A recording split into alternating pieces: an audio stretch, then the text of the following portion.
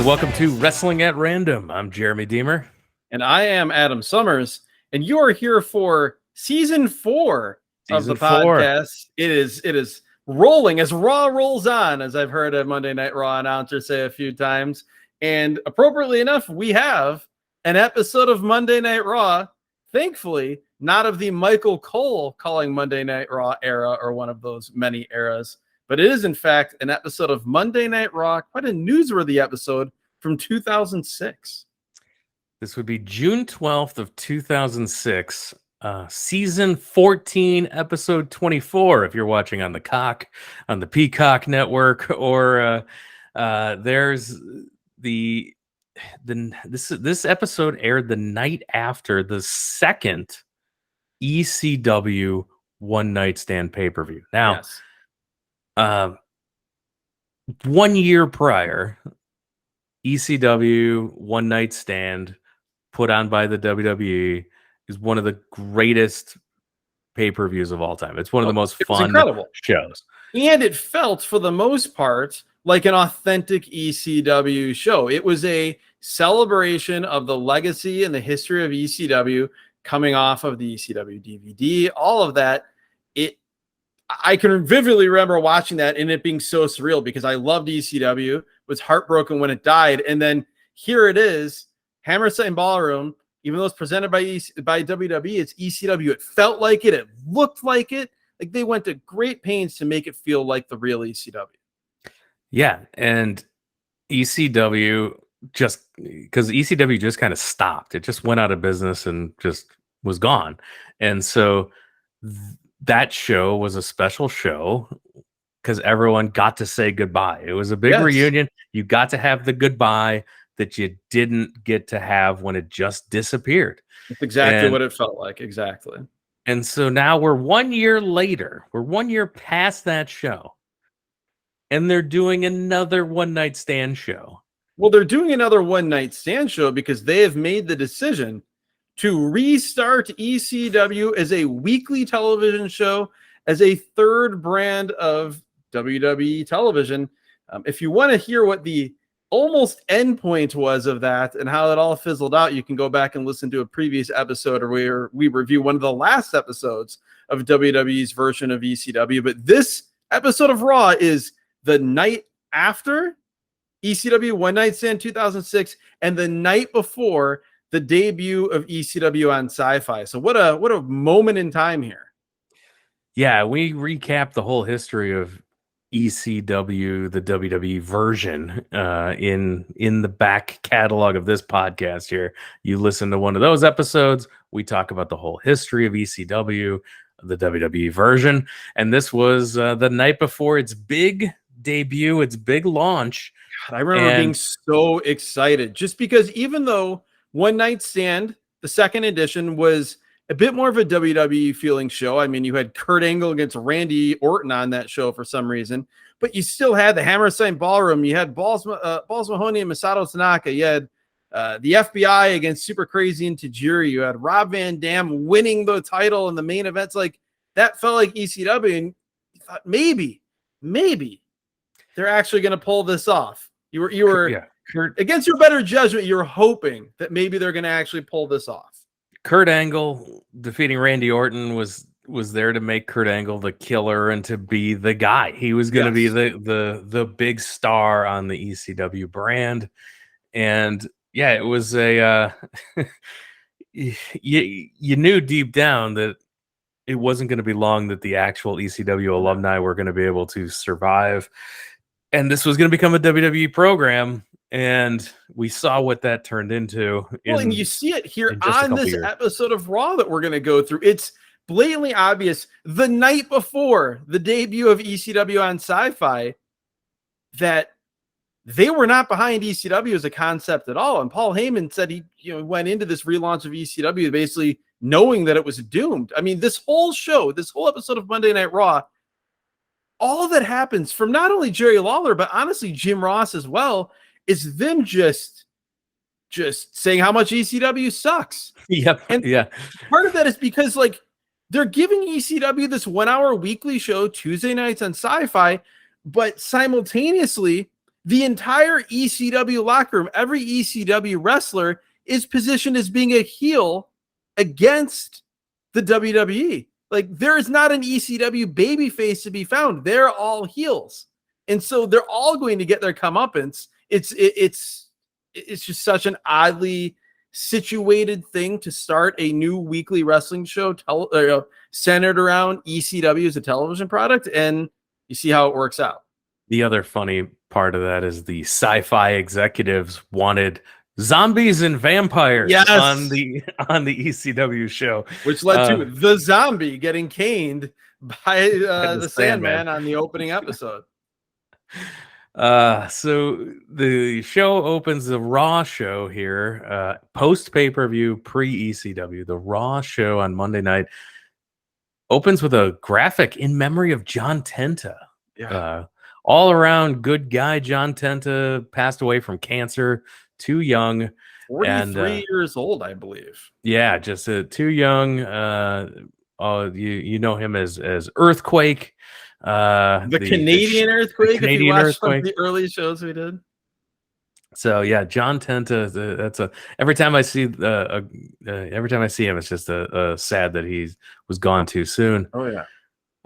The show opens with ECW's Paul Heyman opening the show. He's in front of an ECW banner hanging behind him. Yep, trying to recreate the look of the TV show, which was filmed, I believe, in Paulie's parents' house with Joey Styles in front of an ECW banner. That's the look here as Paul E is addressing the controversy one night removed from Rob Van Dam defeating John Cena to become the WWE champion.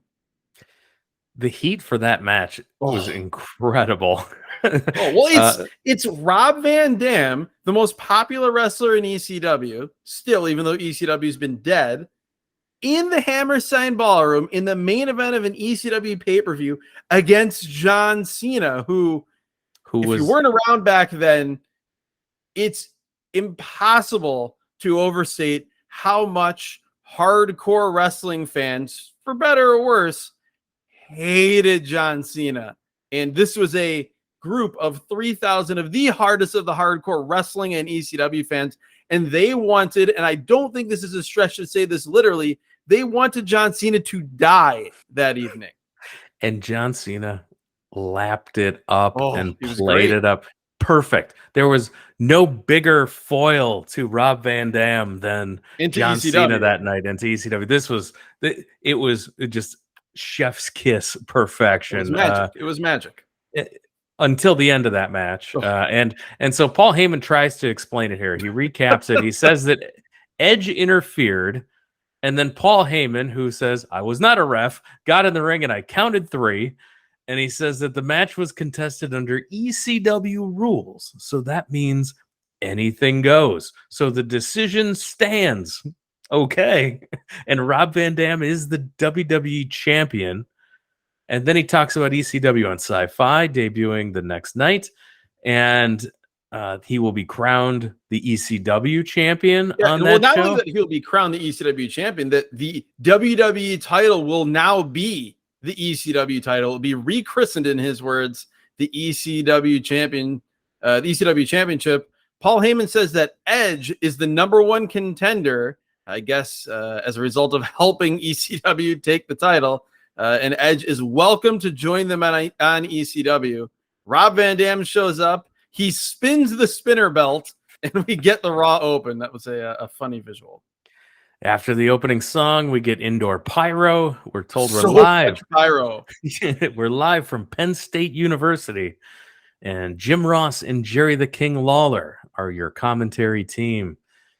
The show opens with Randy Orton taking on Kane. And they're talking about Kane's movie still. Oh, God. See No Evil was Kane's horror movie. There's a few noteworthy things about this open. First, this is the hey, there's nothing you can say era of Randy Orton as far as music goes. He's not hearing voices in his head. He looks so young, but otherwise he looks exactly the same. I'm just shocked we don't have a long promo to open in ring. I know we had the Heyman promo, but we're actually starting with a match. The other thing, I just note is, so they say that Kane is the star of this movie. Yes. See So no the evil. The most wrestling, successful WWE movie at that point. Yeah. the wrestling character Kane is the star of this movie. So like, I'm just trying to wrap my brain around like the different universes, to coin a phrase, that this movie and then wrestling as a result operates in. So like Kane, the character, is actually a real person. And so Kane, the character, is then acting in this movie, but then the movie is also like, we're supposed to believe that what happened in the movie is real life, and that's supposed to make us more afraid of Kane. Like, this feels a bit like RoboCop Capital Combat. Barred logic. There's no holds Yes. barred logic here, where Zeus was real, but was an actor who was in a movie that was real. It hurt my brain. Fun fact about See No Evil, the movie. I saw See No Evil in the theater in a special screening. Myself, Dr. Keith Lipinski, a friend of his, Bill Barlow. We were at the Michigan Avenue Theaters here in Chicago to see a special screening of See No Evil. Well, I was friends with Dr. Keith Lipinski. I did a podcast with Dr. Keith Lipinski back then. We clearly ran in different circles as far as our entertainment choices outside of going to independent wrestling shows at that point, because, wow, that is a choice right there. Maybe the only thing more unbelievable to me than that you actually chose to go to that in the theater for a special screening. It was free. We got free tickets. It's still too expensive. Is Jim Ross saying, direct quote here, Randy Orton has to use his quickness to beat Kane. Randy Orton is many things. A true pro in the ring, a mechanic. Everybody says he's just such an easy, pleasant guy to work with. Even in 2006, quickness is not even going to be on the page of attributes I'm going to give Randy Orton. One thing I noted at the beginning of the show is I miss camera flash bulbs. Yes. Smartphones were still a few years away at this point, but people in 2006 had digital cameras. Yes. And you could see the flash pops going off of people taking photos. Well, they talked most about that with the show that you were at, the Hogan versus Rock WrestleMania match. Like, it's just insane. It's like, it almost looks like they're at a rave. It feels so big time when those flash bulbs are going off, and it's just something that you don't see anymore today. No, it'll never come back. Yeah. So it's just it's a big time feel when you see that, and then we get into the action, and the highlight here is a really good standing drop kick from Orton. Oh yes, Orton's always had one of the best drop kicks, even now in wrestling, which again, shocking given the fact that he's not a high flyer and not particularly quick, but a great drop kick. The rest of it was all Kane. This was not good. Can we talk about on the pantheon of all-time dumbest wrestling moves, Kane's top rope clothesline, if you can even call it that, where he leaps off the top rope, lands on his feet, and then delivers a really weak-looking clothesline. This is almost as bad as Stevie Ray's first rope leg drop, if you recall, from that Slamboree 1995. It's not that bad. It's not that bad. Well, the only reason it's not that bad is because you've seen him do it 100 times. If you'd only seen him do it once, you'd be like, this is a terrible move. I hate that. Other than that, though, not a lot in this match. The only other thing that was noteworthy to me is, my God, girls were screaming throughout this match. They did not like Randy Orton getting beaten up on the ramp by Kane. I was screaming when all of a sudden the bell rings like 3 minutes into the action, and it is a count out. A double count out as they fight all the way to the stage. Kane blocks the RKO by just throwing Orton onto the metal stage. And then we see a guy come out wearing the old Kane costume. We're told it's an imposter Kane, and they trade shots.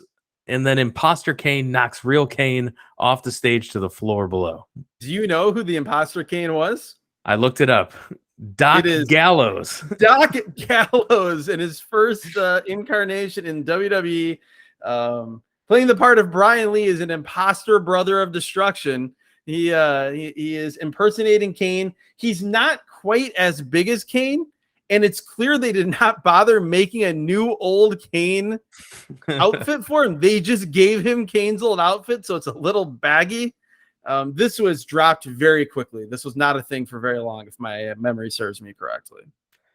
We see a replay of last week where Charlie Haas is in the ring and he's hitting the ropes and he knocks Lillian Garcia off the apron and she legit sprained her wrist.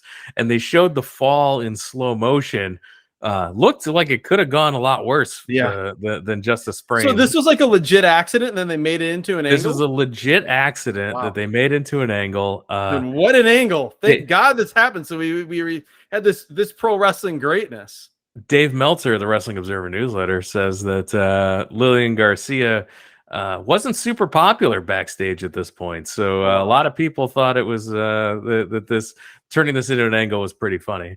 And then, so Charlie Haas comes down. He grabs the mic, asks Lillian Garcia to come into the ring. He apologizes, said it was a Lillian, accident. by the way, you talk about acting. Lillian was doing some pro wrestling acting here. It's sort of like in the ring announcer timekeeper's chair. As Charlie Haas comes out, and she's looking so concerned and so conflicted in a way that they would never, like an actual actor never would. The world's largest love machine, Viscera, comes out. This is a gimmick I forgot existed. In his big silk pajamas. Viscera says he doesn't accept your apology, and he clotheslines Haas. Lillian begs him to stop beating down Haas, but Vis hits an avalanche in the corner, swivels his hips, hits a big splash on Haas.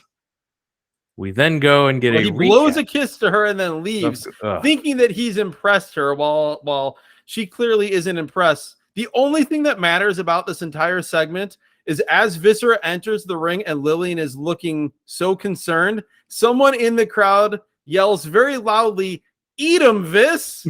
And I lost it. It's the best thing on this show. I'm marking it down right now. We see a recap where Vince was going to have Triple H come out to join the Kiss My Ass Club, where Vince McMahon, late 50s, 60 at this point, pulls down his pants and makes other grown men kiss his ass. Oh yes, we see Regal doing it. I think Jim Ross did it at some point. Everybody did it. So in this video package, we see Shane McMahon buddying up with Triple H, and as he's doing it, he drugs Triple H's water bottle. Well, because the whole story is that Vince McMahon wants Triple H to prove that he's a locker room leader and demonstrate leadership to the locker room by joining the Kiss My Ass Club. Triple H says, absolutely not. I'm not going to do that. Meanwhile, Triple H, he should have no shame at this point. He's already got that terrible Lemmy Motorhead cosplay beard that looks ridiculous on him. So he's not gonna look any dumber doing this. But he says, no, I'm not gonna do it. So Shane spikes the drink, switches the water, but then Shane turns his back. Triple H switches the water. Shane drinks the spiked water, and we're off from there. In the ring, Triple H fakes being drugged. Vince pulls his pants down, but then Shane collapses because he was actually drugged. And Triple H pops up, gives Vince a pedigree, while he's got his pants around his ankles. And that is the recap. Well, we should also point out the whole way that Vince was going to, once they're in the ring, coerce Triple H into joining the Kiss My Ass Club, is that he said you would never get any title shot ever in the WWE if you didn't do this. So I guess that's the one slight pro wrestling thread into this otherwise completely ridiculous, absurd angle that I certainly didn't have any need to see, but it was the centerpiece of this show. Jonathan Coachman is in the back, setting up for Vince McMahon's State of the WWE address. This is so lame. Coach is so bad. This is all like Coach is being all over the top, basically talking like an assistant to the president would in the lead up to the State of the Union address, talking about how you need to make sure that the lighting's right. You need to make sure his makeup is right. This was just bad sports entertainment. And then we see a commercial where they're showing video for the ECW premiere. Oh my God. And they're using old ECW footage. And if you watched what the debut ECW show was, not even close. No, like, but it got you so hyped. I remember it got you hyped. Seeing this video, whether it was on Raw, or I probably didn't watch this Raw. They probably showed it on the ECW One Night Stand pay-per-view. Watching this now, like today, when I watched this show, got like so viscerally excited seeing this. And it was awesome because you were seeing this classic, ECW gritty footage. And then it had this great, like high tech, but still ECW feel in the video graphics they're using. I'm like, oh my God, they had the formula. They just decided to not use it. We see a clip from One Night Stand where the Sandman comes out to cane Eugene, the former Nick Dinsmore. The Eugene character gets caned by the Sandman. In the back, now at Raw, Eugene is telling Hacksaw Jim Duggan, of all people, that he's worried about Hacksaw's match coming up with Umaga. I am worried for Hacksaw Jim Duggan as well, because Umaga is a monster, a beast. What a great character. Perfect guy for that role. The former Jamal from 3 Minute Warning. We should also mention, we'll see him here in the match later. Jim Duggan in 2006 looks exactly like Jim Duggan in 1991. Facially, physically, it is crazy, particularly when you think about how much and how severely so many of the guys from that era aged over that period of time. Not Jim Duggan. No, and he survived. Like a lot of guys from that period of time did not. Yes. And Jim Duggan, he had some health scares along the way, but still was wrestling here. Vince talks about ECW launching as a third brand. He then talks about what happened with Triple H last week. He says, quote, "There are children that watch this show." His delivery in this was great. The whole thing is so ridiculous, but his delivery was fantastic. He then references what happened to Shawn Michaels a couple of weeks ago. The Spirit Squad took him out. They dismembered Shawn Michaels, Vince's words, and they'll do the same to Triple H. But this time, instead of being 5-on-1, it will be a gauntlet match, which led me to think, I think 5-on-1 is a more effective way to dismantle and dismember somebody than a gauntlet match. We'll see how that plays out later. He closes it by saying that Triple H will be reunited with Shawn Michaels on the highway to hell. And he says that in the most Vince McMahon voice you've ever heard. And now it's time for the first ever Wet and Wild water contest. I have nothing to say about this. This was so bad. This is basically a wet t-shirt contest where there's buckets of water, super soaker, guns, and water balloons.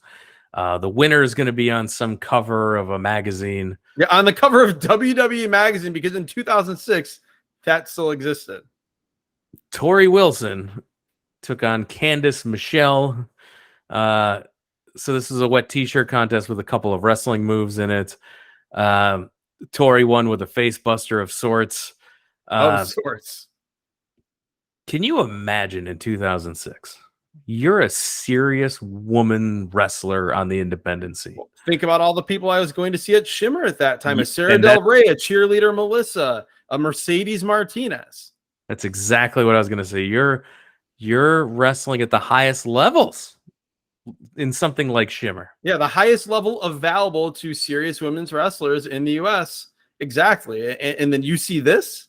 And you see this. You must think that there is no future for you. Well, yeah, what's your path when you see this? This is the only major promotion in America. And this is the only women's match on the show. It's the only women's match on the show. And women's wrestling in Japan was in a recession, to say the least, at this point. Like, you've got to be thinking, no matter how great I am, there is no chance for me to make a full-time living in pro wrestling.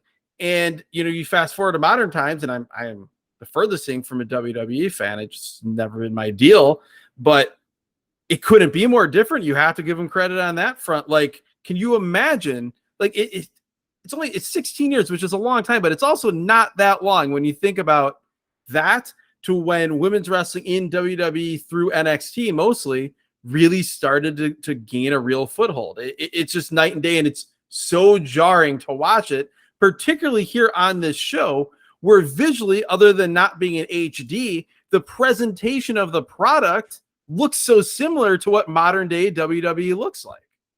Oh, and don't forget that, like, this stuff ran much longer than 2006. This Into the is 2010s. Yeah, this is Easily. what women's wrestling was in the 2010s still. Yeah. So it's come a long way in a short period of time at the major league level. And then with the resurgence of what's happened in Japan as well, Yes. that's absolutely incredible. But in 2006, I feel for those women. They must have just been devastated when they would turn on pro wrestling. The only game in town, literally, showing this. Had to be disappointing. Yeah, disappointing, and had just completely disheartening. Had to make you wonder if it was even worth it. We see footage from the title change where we got to relive the reaction and the hate for Cena, which was so much fun. Absolutely. Cena knocked out the ref. Nick Patrick comes into ref, and the crowd hated that. Well, yeah, Nick Patrick comes into ref in his SmackDown shirt, and then it's such a great touch that it's Nick Patrick, who any longtime wrestling fan in 2006 is already conditioned to think Nick Patrick equals screw job. And then he gets knocked out by Edge. Edge puts Cena through a table. The 5-star frog splash from Rob Van Dam. Heyman slides in, makes the count, and Tez says, quote, "All right, I guess." This whole Taz on commentary says that the whole thing, the problem that I have with this is, and I get Jerry Lawler's character and his longtime dislike of ECW and storyline, but again, when you have an important launch of a brand new show in less than 24 hours, Jerry Lawler can't be out there going as hard, calling it extremely crappy wrestling. Yeah, you can't over and over and over. Like, all you're doing is you're telling your WWE audience, don't watch this show. And then by the very end of the show, they're like, yeah, watch the show. But you've already spent 2 hours telling people it's going to suck. Who knew? He was warning all of us. Yeah. He was a canary in the coal mine, even though he didn't realize it. Triple H comes out. He's very popular. Yes. Vince comes out, and then Vince sends the ref out to the ring, and he says, he sends the ref out away from the ring. He says, "I don't need you, ref. Get out." Yeah, Vince shows what he had done to Shawn Michaels 3 weeks ago. Yeah, all 5 guys attacking Michaels' knee. A top rope leg drop Pillmanizer, which was crazy. A believable way. If you're going to take someone like Shawn Michaels out, take him out that way. The Spirit Squad are 5 male cheerleaders. That's their gimmick. The first guy out is Mikey, the former Mike Mondo from OVW. Mikey comes out. He runs in and gets beat up by Triple H. Suplex and a knee drop, and then a high knee. And Vince has seen enough. He sends in Kenny, who's Ken Doane, the future Kenny Dykstra. The guy who I think at this point was thought to be the blue chip, can't miss. He was really being put in this spot to be groomed to kind of ease into being a big star, thought to be, okay, well, we've got Randy Orton. This is going to be our next Randy Orton in a couple of years. Yeah, and he was by far, his leg drop off the top is spectacular. Absolutely. And I believe he's a NXT coach now. I think he's back with the company. Wow. As a coach in NXT. I believe that's correct. It's crazy that he didn't make it bigger. Not saying that he's anything spectacular, but he's just exactly 100% what the assembly line of WWE developmental was at that point. Like exactly what Vince and JR and everyone wanted out of those guys, but he never really got to that level. Triple H is handling both the guys. He goes for a pedigree and gets cut off by Kenny. They double team Triple H. He's able to fight back, hits a spine buster, and Vince sends out Johnny and Nikki. Nikki, the future Dolph Ziggler, comes Wow. down. Wow, I They did not beat realize that was the future Dolph Nick Ziggler. Nemeth. Yeah, that's him. They beat down Triple H Can we also 4-on-1.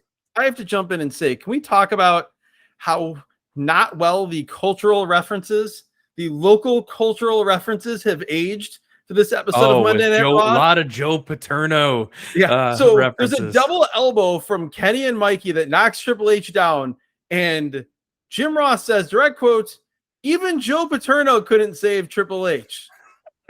That's not a short list, sadly. No, did not age well. They choke Triple H with the camera cable. They get a chair. They're going to Pillmanize the leg of Triple H. And Vince says, not the knee, break his neck. Yeah, his damn neck instead. Vince is aroused, I would say would be the best way to describe his anticipation for this is going to happen. He calls Mitch out. He remembers, oh, wait, there's one more Spirit Squad member, Mitch, and I don't want Mitch to miss out on this great moment. Mitch, come out. There's a delay, but Mitch does eventually come out, just not the way Vince would have liked. No, Mitch comes flying onto the screen out of the rolling back. through the entranceway. Because Shawn Michaels is back. He comes out to a gigantic reaction. Michaels hits the ring, and Michaels and Triple H beat up the Spirit Squad. Well, I love, by the way, reunited. Too, how Spirit Squad, they did the thing that all modern wrestlers do on TV, where if you're about to kill somebody and somebody's music hits or someone comes out, you wait for them to get into the ring. You don't do the damage you're about to do. You're paused. You're frozen. It's a Zach Morris timeout. DX is reunited. They're throwing some crotch chops towards Vince. Triple H. This is, if you remember, this is the era of DX where we were firmly into the very, very, very religious era of Shawn Michaels. So Shawn Michaels, he did more of an ab crotch. He did not feel comfortable during this era doing the crotch chop. So it's a high crotch chop. It's still a crotch chop. When Shawn Michaels is throwing it, I don't care. It's embarrassing. Even if it's for the Lord.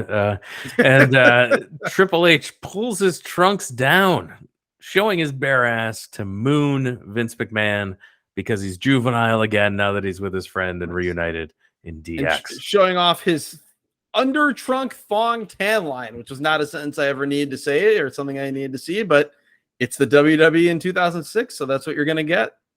The people went nuts for DX reunion. They were very excited for it. The people went nuts. Jim Ross went nuts. You could tell Triple H and Shawn Michaels were fired up to be back together. This was a moment for sure. It was a little weird how they got there, but this is something people have been waiting for a long time. Hacksaw Jim Duggan with Eugene come out. Before that, the backstage promo with the 5 Spirit Squad and Vince McMahon, more apoplectic than I think I've ever seen him. This was as if Vince McMahon was doing a parody of screaming, "You're fired," Vince McMahon. Hacksaw Jim Duggan with Eugene taking on Umaga with Armando Alejandro Estrada. Your close, longtime personal friend, Armando Alejandro Estrada. Yes, he's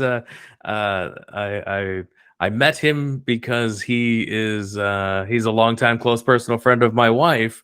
They worked together in Orland Mall back in the day, suburban Chicago, South suburban Chicago.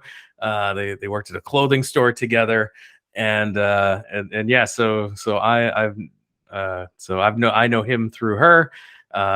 We've had we had a really good time at my sister-in-law's wedding, and yeah, just a good time for another podcast. But yeah, Umaga, he never had anything but the best things to say about what a great guy Umaga is, and it's a shame that he passed away so young. What a super talent and a good guy. Modern best, I guess you would call it modern era monster that the WWE had. Like, he was the closest thing to them creating like a Vader, Yokozuna type of guy. He could do everything. He was a good athlete. He was huge. He was scary. Armando was the perfect manager for him in an era where we didn't get managers, sadly, in the WWE at that point. You talked about with the with women in the mid 2000s and how sad it must have been to watch WWE and see stuff like that Tori Wilson match. Whenever I see Armando or I see the few managers that were in WWE at this point, all I can think of is how if it had been 10 years earlier or 10 or 12 years later, that Larry Sweeney would have been the biggest star in pro wrestling. Larry Sweeney would have been the Bobby Heenan of our time. And that's not an exaggeration. I always think that when I see someone like Umaga out there with a manager during this era. Armando Estrada's debut was like a week or two before this show. Oh, wow. And his debut promo was in the ring with Ric Flair having a promo. Like that's your first that's a sink or swim moment for sure. Yeah, just awesome. So here's Umaga manhandling Duggan. Eugene saves him from the Tree of Woe, gives him the 2x4, but Umaga hits a kick, then breaks Duggan's 2x4 over his own head. Umaga breaks the 2x4.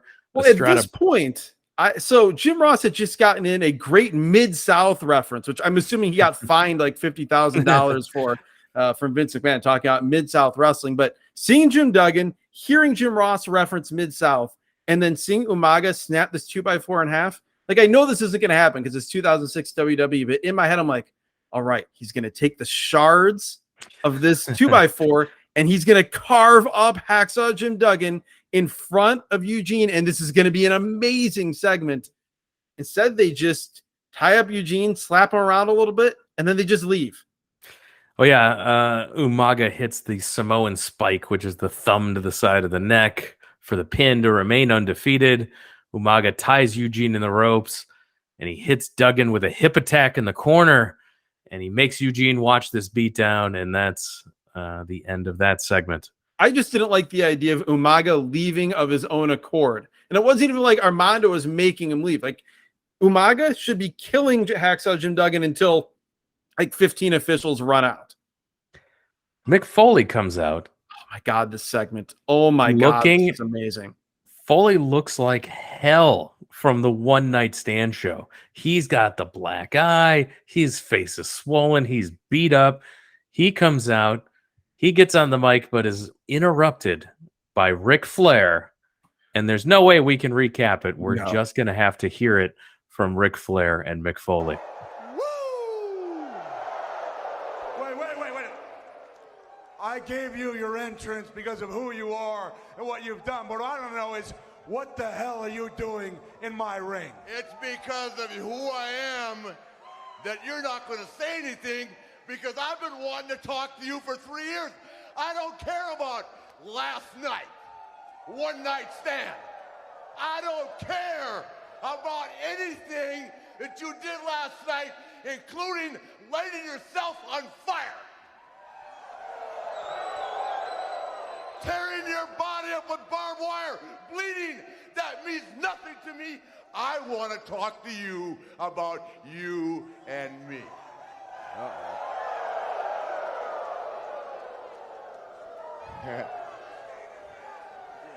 Okay?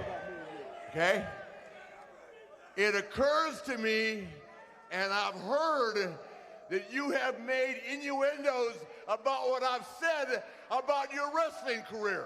And God only knows I've wanted to come out here and say it for 3 years. Why do you say it now, Rick? I'm going to say it. You guys like that? Woo! You realize that my name is Ric Flair. And around here there's only one name in the world that's on an equal basis. That would be Joe Paterno.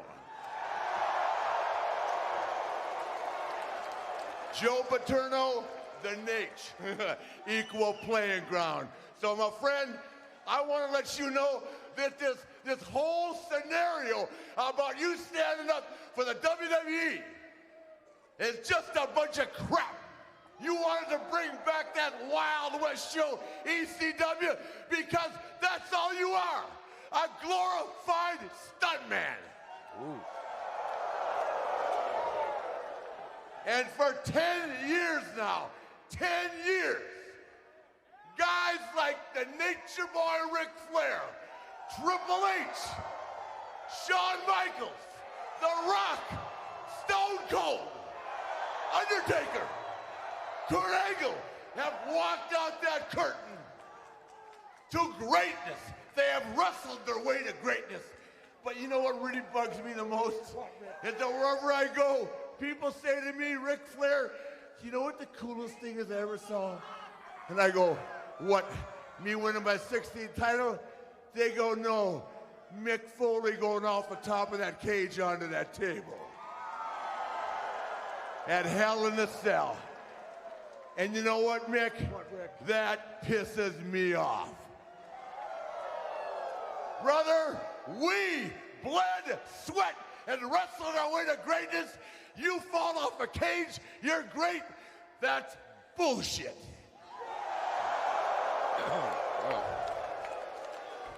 That's not what this is all about, Rick.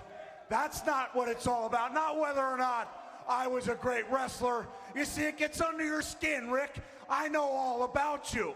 But the fact is, these people don't care about you and Harley Race at the First Starrcade. They don't care about you and Steamboat in New Orleans. Hell, they're too young to remember you and Terry Funk and I Quit in '89. What bothers you is that wherever you go, despite the fact that you may be a limousine riding, jet flying, wheeling, dealing, kiss stealing, woo, son of a gun, to the WWE fans, my WWE fans, you will never be in the same league. You and your $10,000 custom-made suits. You just don't match up to the guy in ripped flannels, a Santa's Village t-shirt, who slept on the roof at the cot at the Red Roof when he was WWE champion to save a couple bucks. It drives you crazy, Rick. Woo.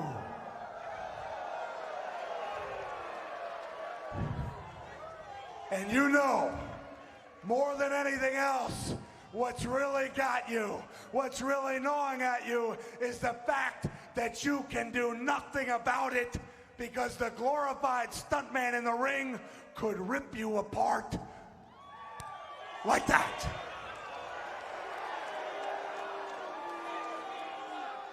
Did you say like that? Like that.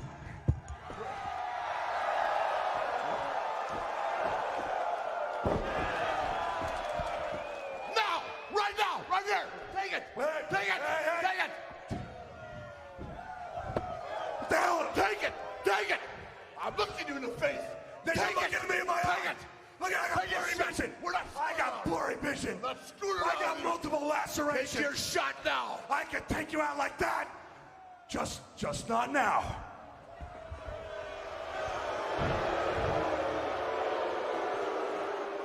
Rick, my eyes are so screwed up, I made a mistake you for the wrong old guy and start slapping Joe Paterno around.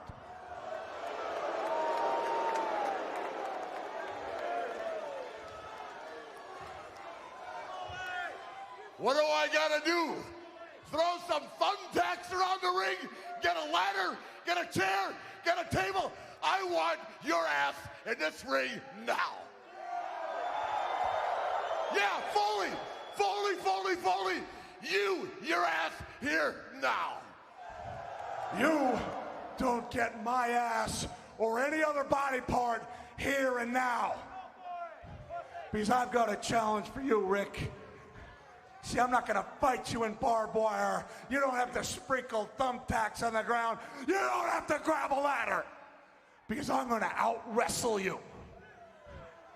And I'm going to do it at vengeance. 2 weeks from tonight, Rick, your hometown of Charlotte, North Carolina. And to make sure there's no mistake about it, I'm going to do it your way.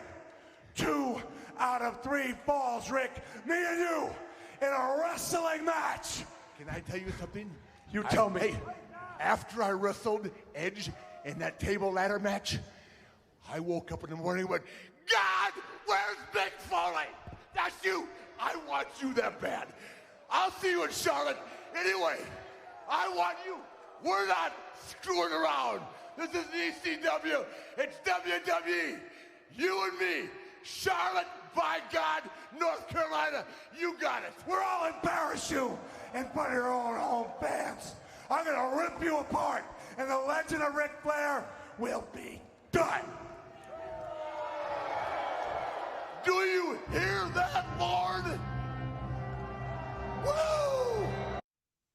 This was so great. I want to see this match so bad. A 2 out of 3 falls match with these two. I want to see it. It was incredible. And it stood out so much on this show. This is really during, I won't call it the high point, because there's no high point to having a team of 40 writers scripting a professional wrestling television show, in my opinion. But this is sort of the zenith of scripted professional wrestling television shows with Monday Night Raw. And the rest of this show feels so much like that. You know, Charlie Haas's promo, the commentary, all of it. And then here are these two guys, 2 of the greatest of all time as far as wrestlers, undoubtedly 2 of the greatest talkers. And they are so clearly out there just with bullet points. Maybe they were given scripts and they just said, screw it, we don't need them. They're just there with bullet points. They're touching on real things, and they just knock it out of the park. And you watch this, and it's like, that's what wrestling is supposed to be, not the rest of what this show is here. Nothing else on this show made me feel anything. These 2 guys made me feel like a 10-year-old kid, like running into the kitchen after seeing a segment like this, begging my parents to let me order the next pay-per-view. What segment could follow that interview? Who's going to follow it? Why, it's Shelton Benjamin, the Intercontinental Champion, coming out to join JR and the King on commentary. To do commentary after we just had everything you just heard between Ric Flair and Mick Foley. Shelton Benjamin's going to talk. Shelton Benjamin is going to talk to us. And God loves Shelton Benjamin. He was put in a terrible spot here. He is a horrible talker. He's the reason that God invented managers, but he sadly doesn't have one here. And not only is Shelton Benjamin he's not a good talker, this is the height, or I guess the depths of the Intercontinental title being absolutely nothing afterthought. Like, you go back to the days of the Intercontinental title meaning something with Bret Hart and Mr. Perfect and Randy Savage and Ricky Steamboat. Here, it could not be further from that. We've got Shelton Benjamin on commentary, doing announcing for Johnny Nitro against Carlito ahead of them being in a 3-way at the pay-per-view. No one cares at all. No. This crowd, which has been hot for most everything on this show, is deathly silent, even during very athletic spots that happen. Not good. Yeah, Johnny Nitro with Melena come out, full paparazzi entrance. His opponent is Carlito. The IC title match at the pay-per-view will be Carlito, Nitro, and Benjamin in a triple threat. Melena eats Carlito's apple to distract him. That's not a euphemism. That actually is what happens. Carlito has an apple at ringside. That's the distraction. She grabs the apple, and because Carlito is such a one-dimensional character who gets mad at people because they're not cool, remember that. He also gets mad if someone eats his ringside apple. So that's what's driving this feud. Melena starts screaming, and I had immediate flashbacks to that one pay-per-view. Was that the Taboo Tuesday or something? Taboo Tuesday or December to Dismember, maybe? Yeah, it was, just every time we see Melena as a manager, she's terrible. Just screaming, and it's unbearable. No, it's unbearable. Again, this was a nothing match. The finish was hilarious as so botched.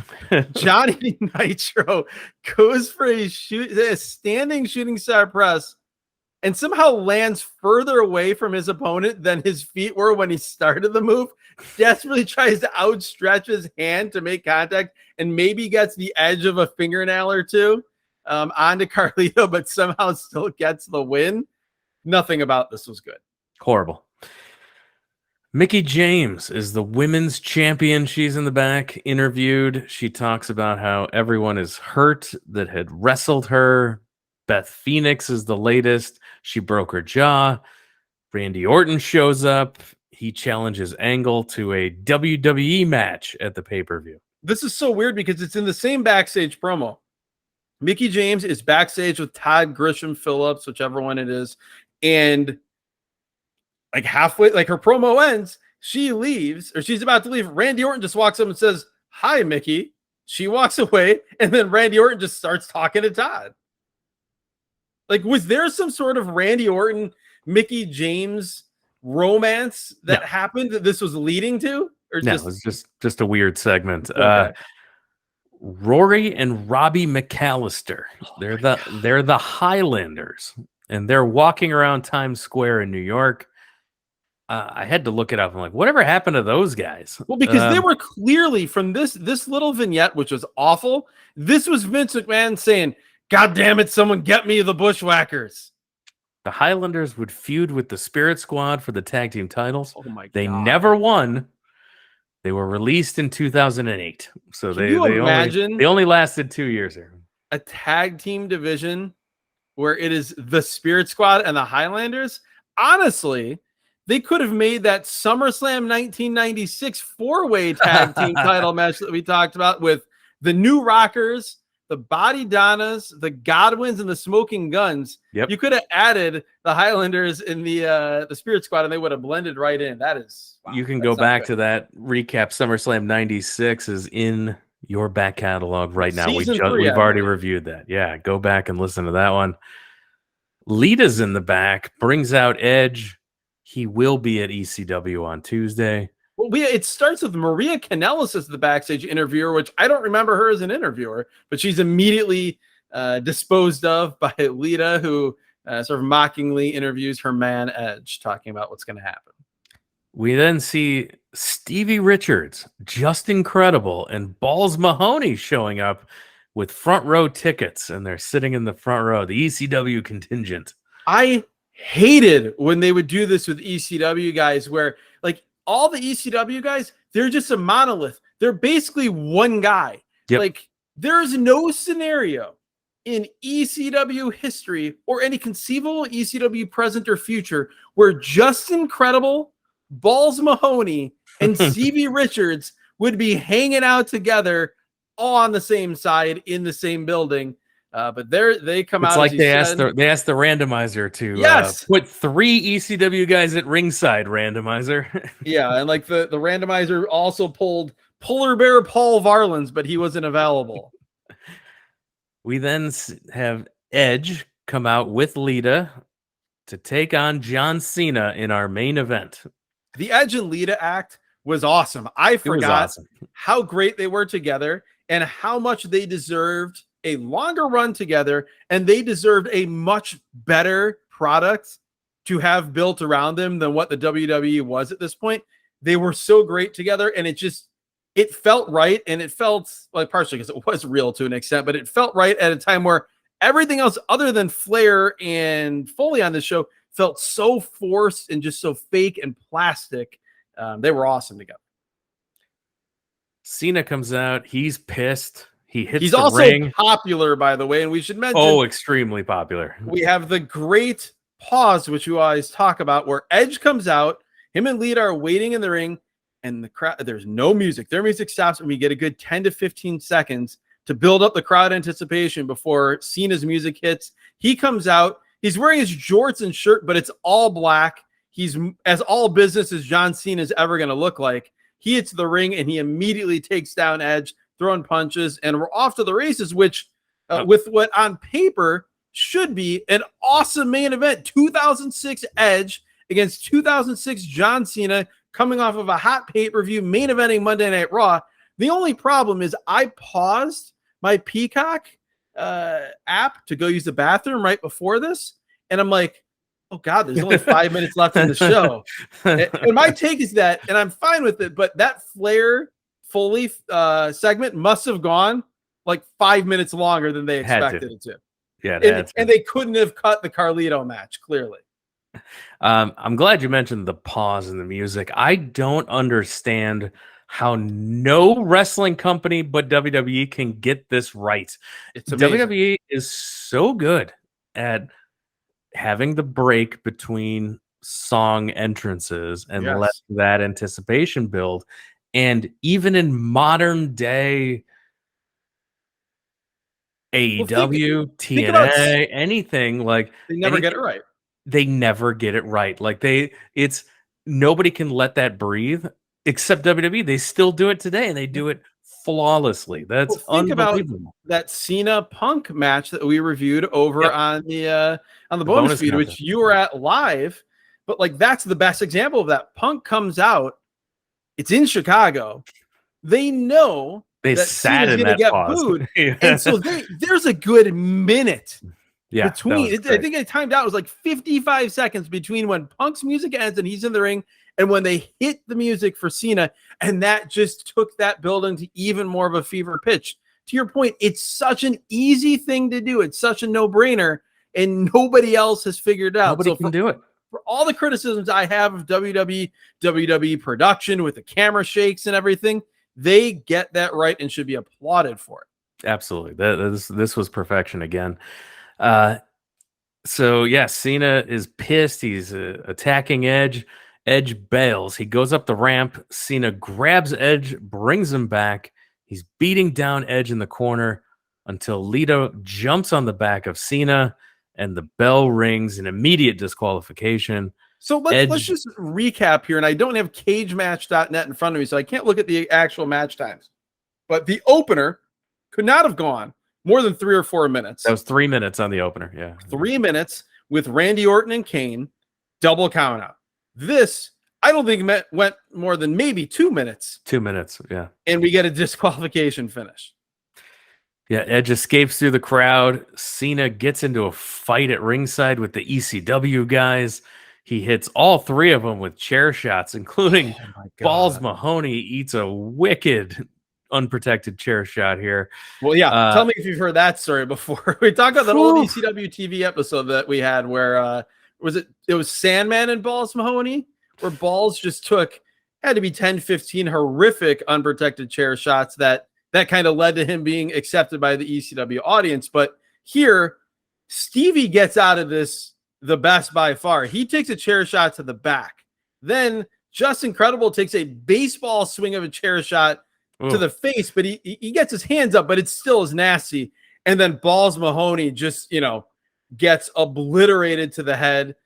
We have JR uncomfortably talking about brain damage from the chair shot. JR does get a great line, though, just 24 hours away from the debut of ECW on Sci-Fi, where JR says, quote, Cena just took three ECW men straight into the Twilight Zone.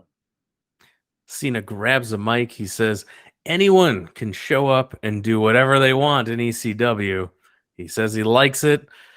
And Cena says he's going to show up to ECW's TV debut on Tuesday. And the show goes off the air. Well, the show goes off the air with Jerry Lawler saying, all right, now I'm finally excited to watch that extremely crappy wrestling tomorrow night. I just want to mention, I thought John Cena's promo here was great. Oh, he usually cuts like a very sort of kind of tongue in cheek, there's a very specific John Cena style promo.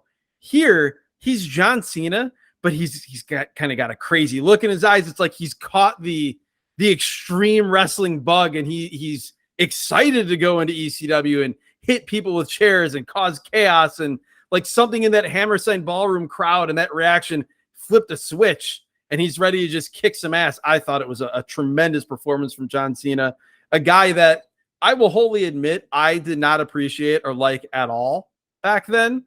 And looking back at it now, the guy was an absolute master. No, we've seen so many of his matches where, think back to this match with Shawn Michaels that we reviewed here. Yeah, the Iron Man match, the, right? The CM Punk match. There's so many the promos he did building up his match with The Rock at WrestleMania. Like the Umaga series, talking about Umaga earlier. I mean, that was the closest we'll ever get in, and obviously it's been 17 years now, 17 years, but the closest you'll get to a modern version of Sting Vader.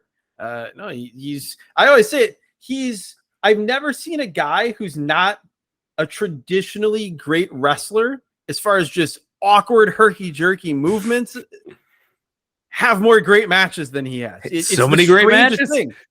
I would never think of John Cena as being a great wrestler, and yet he's been in countless great matches. Yes, it's so funny that, like, just grab anybody. Is John Cena a great wrestler? Everyone's gonna go no, and then you stop and think about it, and there's so many great matches you could run down the list, and you're like, and his batting average is so high. Like, I can't think of too many times where he was in a position with somebody good to have a great match and didn't deliver.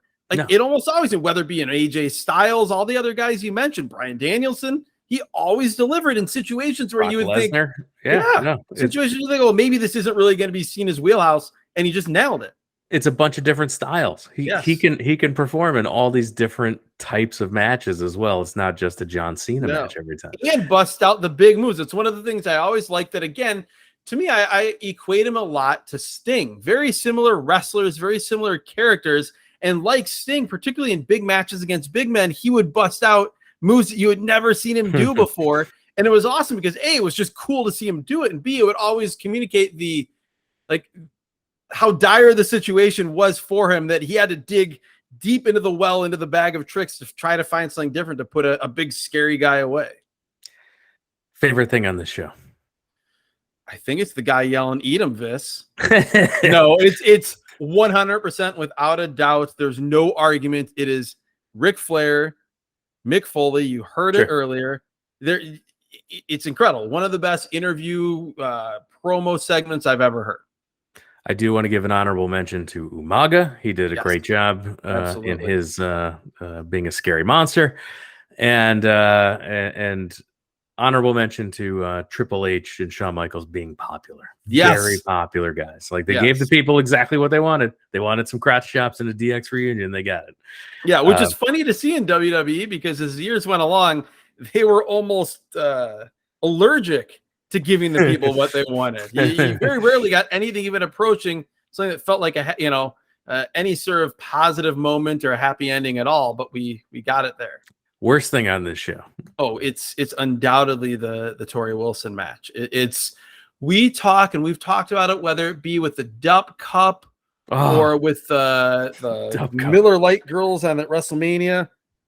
This goes into that pantheon of things that you pray anyone that cares about you does not come into the room while you're watching it. I always say it's one of those things where if you have a significant other, if you're a guy and you've got a girlfriend before this, if they walk in, you're going to be single afterward. Like, it's just so embarrassing. It's the type of thing that makes you embarrassed to tell people you're a wrestling fan. No, anyone who listens to the show has had the moment where someone who's not a wrestling fan walks into the room at the wrong moment, and you're like, no, wait, it was just awesome a minute ago before this, and I swear it was, and no, this isn't the stuff I like about this show. I swear.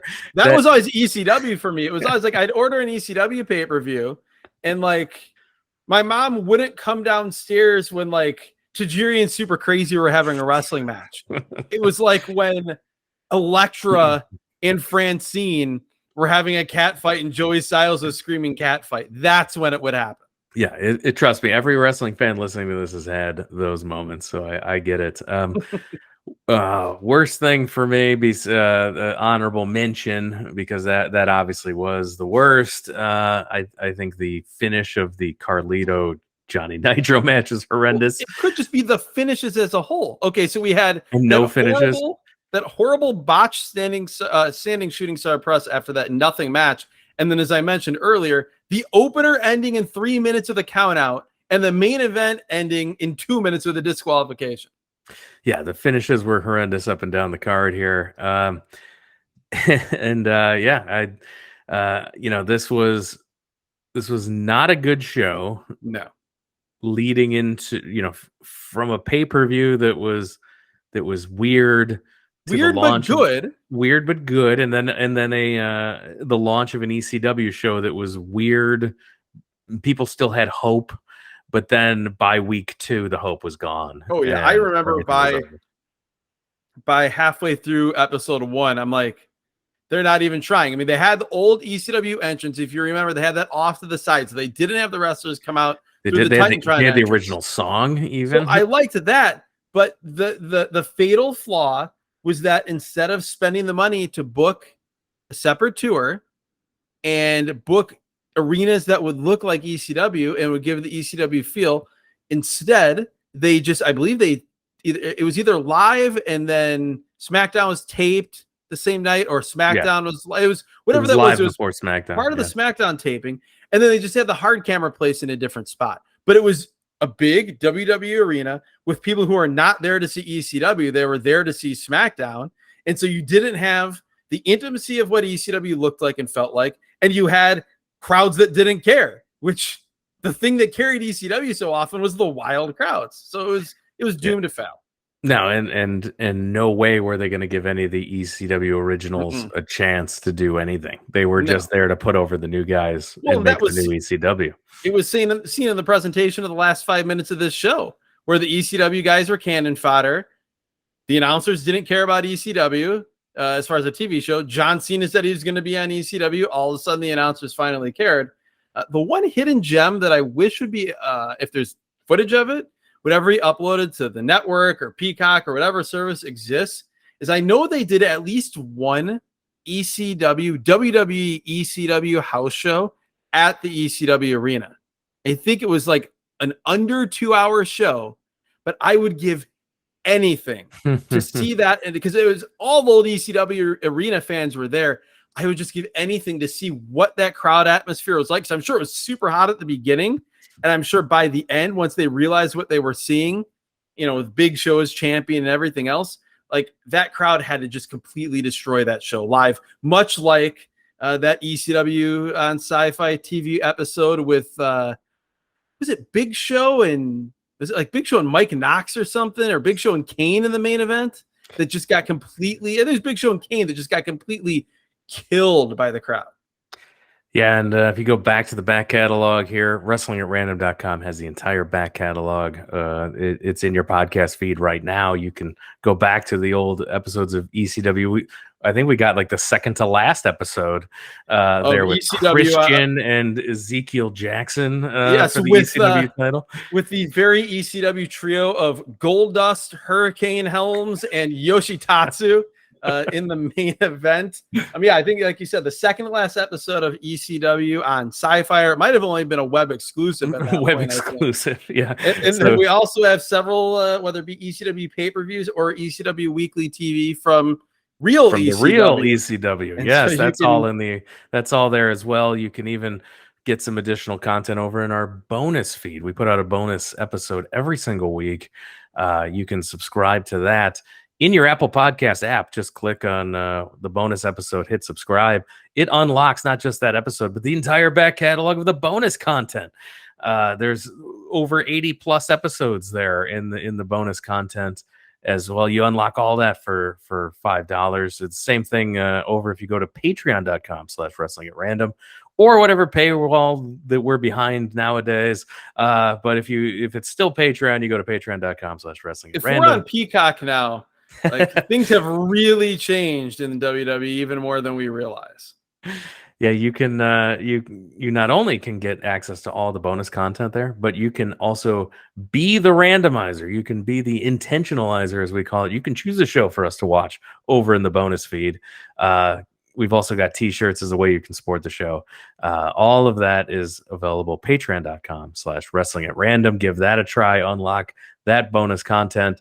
And yeah, if you're like, wow, season 4, I'm loving it. I wish I'd gotten here early because, there was all these other seasons. Don't worry. It's evergreen content. You can go back right now. It's new to you, just like it came out yesterday. So go ahead and work your way back through the entire back catalog. It's all there Absolutely. waiting. We have, even just on the free feed, not to mention the bonus feed, we have several cross-country, cross-continent road trips worth of audio for you to listen to. And as Jeremy said, if you've never heard them before, they're every bit as new and fresh as this episode you're listening to right now. And with that, we're going to wrap it up. So I want to thank all of our patrons for keeping the lights on here for the freeloaders. If you are a freeloader, you can help support the show by telling a wrestling fan about the show. Wrestling fans know other wrestling fans, so go ahead and tell them about the show. Show them how to subscribe to the podcast. Your word of mouth is a great way to support the show. You can also interact with the show via Twitter at Wrestle at Random. The same for Instagram. Facebook.com/wrestling at random. And of course, email works as well, wrestlingatrandom@gmail.com. All the links I described, the entire back catalog, everything's available, wrestlingatrandom.com. I would also say, by the way, before you close it out, you can also tell your former friends about this podcast. That's as we right. like to tell you sometimes, you may be able to have a Shawn Michaels Triple H style reunion. You may listen to this podcast together while doing ribcage chops like one Shawn Michaels in 2006. It could happen. Don't give up hope. And with that, we're calling it a podcast. We're wrapping it up this week. Adam, thanks for joining us. Thank you, Jeremy. Thank you, Randomizer. And dear God, thank you, Ric Flair and Mick Foley, because I don't know how I would have felt about spending 2 hours of my life watching this, over an hour talking about it. But that segment saved this show for sure. Yeah, we're going to fire up the randomizer next week. We'll be back with an all-new episode, randomly chosen pro wrestling content coming at you next week.